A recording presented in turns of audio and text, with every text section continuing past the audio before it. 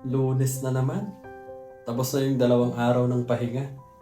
O siguro mas magandang sabihin ko na tapos na yung mga araw sa pamilya para sa linggong nagdaan. Next weekend ulit. Sa aminin man natin at sa hindi, Lunes talaga yung pinaka nakakatamad na araw sa isang linggo, no? Siguro kasi nabitin tayo ng weekend. Nabitin tayong magkumpuni sa bahay, magluto, maglinis ng bahay, maglaba, o ano pa mang mga pinagkakaabalahan natin sa bahay.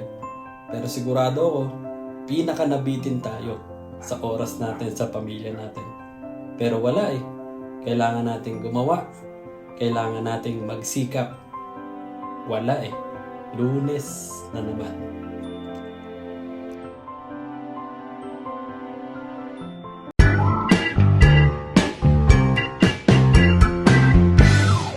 So what is up sa inyo guys? Lunes na naman ngayon. Napakabilis ng weekend, no? Di mo na mamalayan, weekend na ulit agad.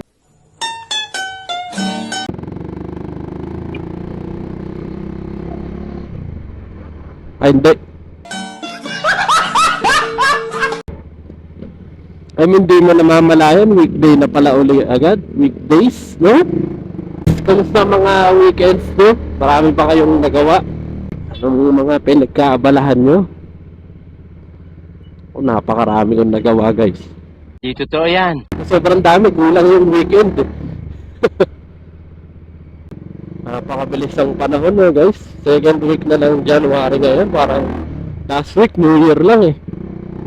Kaya naniniwala ako mabilis lang din tong 2024 eh. Di natin namamalayan. Sa-celebrate na ulit tayo ng New Year, no? Hindi pa rin traffic dito, no? Yun ang pinakamaganda dyan. Dapat laging ganito, no, guys? Kasi pagka traffic, guys, no? Ewan ko kung ako lang ba. Pero alam ko kayo din ganun eh. Na pagka traffic, parang nakakatamad pumasok eh, no? Parang hindi na siya nakakagana pumasok. Pagka next day, isipin mo yung traffic na dadaanan mo. Parang hindi nakakainganyo pumasok. Unlike pagka dire-diretso lang yung biyahe mo, no? Parang may problema ka. Kaya sana laging ganito biyahe natin, no? Walang traffic. Kasi kagaya pagka pauwi. Pag pauwi, sobrang traffic naman. Parang kahit hindi ka pagod sa trabaho, mapapagod ka sa biyahe, no guys? Ewan ko kung ganun din kayo, no? Pero ako kasi ganun ako eh. Kilala kong kaliskis mo, oy. Pagka parang hindi ako sobrang pagod sa trabaho. Sana all. Pero yun, nararamdaman ko yung pagod sa biyahe, sa sobrang traffic. Kaya ayun, sana laging ganito, sana hindi laging traffic, no? Kumbaga sa exam merong bonus lagi, no? Bonus question. Sana may bonus na araw, no?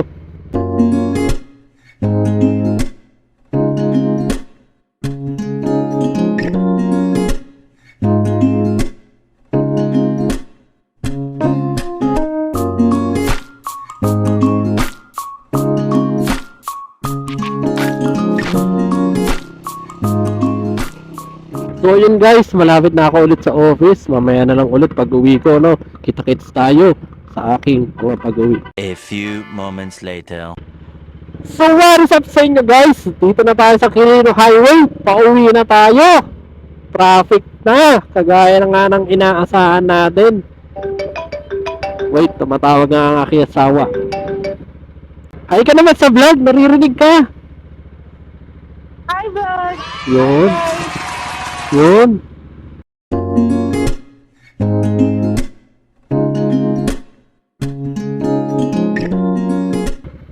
So yun guys, pauwi na tayo. Dito na sa Quirino Highway, sa lugar na kung saan laging traffic. Pwede na! Tatapos na naman ang Lunes guys. Kamusta kayo dyan? Kamusta ang unang araw ng inyong linggo? Ito yung sinasabi ko kaninang umaga guys eh, no? Yung di nakakapagod yung trabaho, pero ang nakakapagod yung traffic eh, no? Di totoo yan. Yun, very good. Maganda yung pagkakabara. So ayun guys, kagaya ng vlog ko nung nung nakaraan, no? Yung mga bangketa boys, yan, oh. Yan.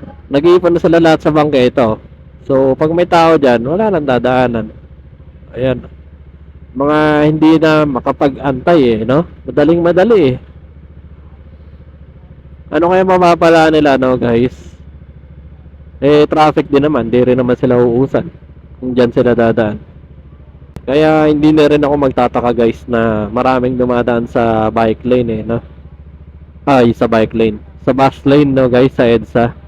Kapag sobrang traffic. Lalo yung mga... Di naman lahat, no, guys. Yung mga motorcycle taxi, yung mga food deliveries, no? Akala mo lagi pag nagdadrive, siyam yung buhay, eh, no? Lasman ang buha nga mo, ha? Malasa pusa, eh. Kahit sobrang taas ng penalty sa pagdaan sa bus lane sa EDSA, pero mas pinipili pa rin nilang dumaan doon, guys, eh, no? Wala, ganun talaga.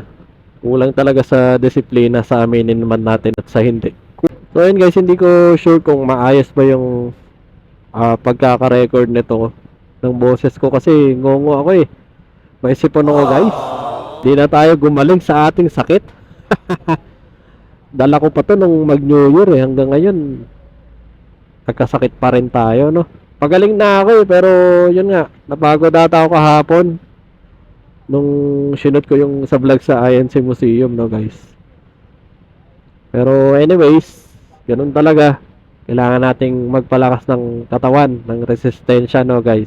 Ngayon naman, wala naman na akong nararamdaman na lagnat o di kaya ay ubo. Napalitan na lang ng sipon, guys. Noong nakaraan, wala akong sipon, pero grabe yung ubo ko, no. Ngayon naman, wala akong ubo, pero grabe rin naman yung sipon ko, no. Sana gumaling na tayo. Hirap ng may sakit eh, no? So yun, tuloy lang natin yung biyahe natin, guys. Let's go, guys! Bakbakin na natin ito.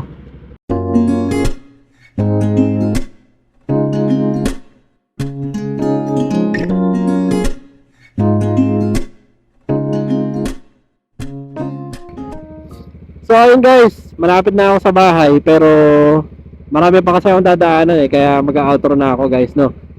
Salamat na marami sa panonood nyo sa aking vlog na ito, no.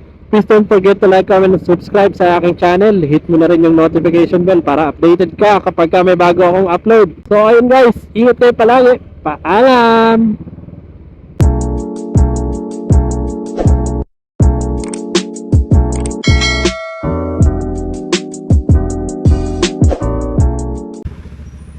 So yun guys, malapit na lang sa bahay, no. Sobrang traffic po.